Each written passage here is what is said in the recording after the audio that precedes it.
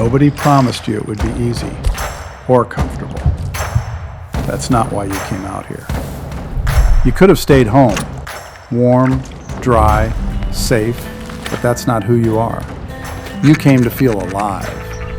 You fall, you rise, you push forward. Out there, nature doesn't bend for you. You learn to move with it, to endure it, to become part of it.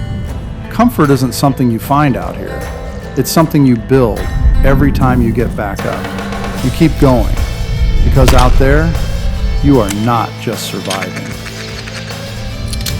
You are unstoppable.